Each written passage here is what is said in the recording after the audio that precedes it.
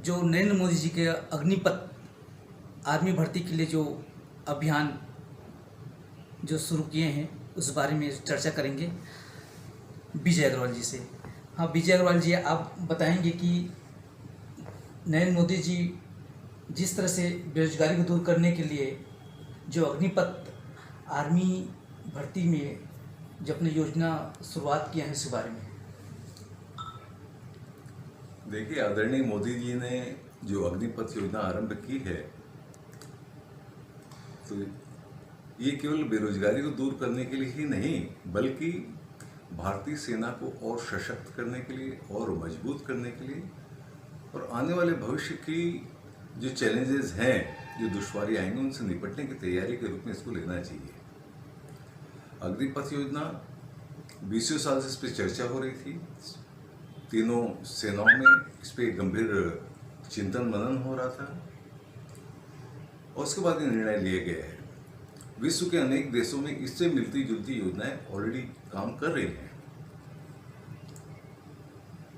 और आने वाले कल के लिए हमको तैयारी करनी है। तो जो हम आज तक करते रहे केवल वही करते रहेंगे तो पर्याप्त नहीं है। समय बहुत तेजी से बदल रहा है, युद्ध के तरीके बदल रहे हैं, आसपास की परिस्थितियां बदल रही हैं, देश के अंदर और बाहर की परिस्थितियां बदल रही हैं।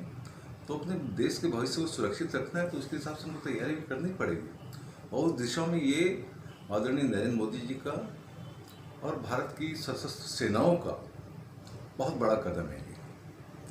सर बताएंगे 22-23 साल की उम्र में युवा अपने एक लक्ष्य धारण के लिए प्रथम कदम शुरुआत करते हैं।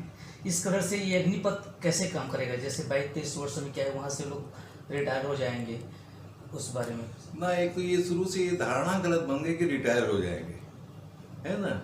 और जिन लोगों ने भी शब्द दिया, नो डाउट हमारे विपक्षी हैं।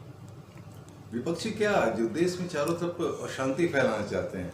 आज उनको केवल विपक्ष कहना पर्याप्त नहीं, वो आज की तारीख में पूरे देश में अशांति के वाहक हो गए हैं। तो उनका क्या धैर्य है? आप बताएं।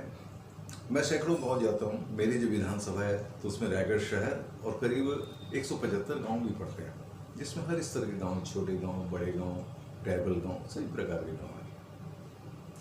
अब ये जो योजना है अग्निपथ की, इसमें 17.5 साल से लेकर 23 साल तक के बच्चे तक के युवा शामिल हो सकते हैं। अभी इस साल के लिए छूट की, उसमें 2 साल एक्सटेंड कर दिया गया ताकि जो पिछले 1-2 साल से जो तैयारी कर रहे थे नौकरी से पा जाते हैं, अग्निवीर बन जाता है। 22 साल में वो ये इसका कार्यकाल पूरा हो जाएगा। तो इसको आप एक ट्रेनिंग पीरियड मानो ना, क्योंकि आपने देखा गांव में 22-23 साल तक तो लड़के केवल मस्ती करते और बिल्कुल ऐसे निकाल देते हैं। वहाँ 22 साल, 23 साल, 24 साल के हो गए, तब तक ना तुमने कोई प्रिपेयर किया है, तब तक उनमें से अधिकांश ने है न कोई कमाया, 1 रुपये भी नहीं कमाते, न कोई ट्रेनिंग हो पाती है। सब लोग आजकल जो BA कर लिए और कर लिए, तो इसमें जो बहुत इंटेलिजेंट लड़के होते हैं उनको तो स्कोप होता है, फ्यूचर होता है। लेकिन आप कल्पना करो जो 40%, 45% नंबर लेके लड़का पास हुआ है, युवा पास हुआ है, तो उसको कहीं अवसर है क्या नौकरी का? चाहे सरकारी नौकरी हो, चाहे प्राइवेट नौकरी हो, कहीं नहीं है। तो ये 18 से 22 साल का आप जो रिटायर सब जिसकी, मैं उसको बिल्कुल सख्त खिलाफ हूँ। इसको आप ये मानिए कि 18 साल के युवा को ये एक ट्रेनिंग का सुनहरा अवसर है। Training with payment, training skill की, ट्रेनिंग अपने आप को फिजिकल साउंड बनाने की, ट्रेनिंग अपने आप में राष्ट्रभक्ति का जज्बा और पैदा करने की। इसको एक ट्रेनिंग पीरियड के रूप में लेना चाहिए। और जब वो 22 साल का, 23 साल का बच्चा वहां से निकलेगा, उसके सामने पूरा क्षितिज खुला है, वो कुछ भी कर सकता है। वास्तव भर्ती तो जो उसके बाद जो लोग होंगे, वो जो भर्ती होते हैं, है ना, वो सेना में चले जाएंगे, तो वहां से फिर उनका गिनना चाहिए कि हाँ इनका सेवा काल शुरू कर। ये कोई रिटायरमेंट नहीं है, इसको सभी देश के सभी युवाओं को एक ट्रेनिंग पीरियड मानना चाहिए। ट्रेनिंग पीरियड जिसमें हमको सैलरी भी मिलेगी, तनख्वाह भी मिलेगी। 4 साल बाद एक मुश्त पैसा ही मिलेगा, 11-12 लाख रुपए। मैं 4 साल बाद जो पैसा मिलेगा वो जो ट्रेनिंग पीरियड में मिलेगा, वो सब मिला के 22-23 लाख रुपये मिलेगा। उसके पास एक पूंजी का निर्माण हो जाएगा।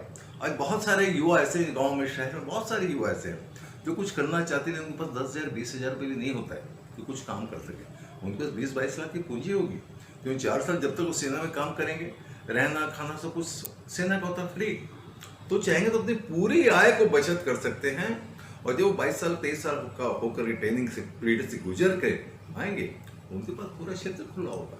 इसमें अग्निवीर कौशल प्रमाण पत्र भी दिया जाएगा।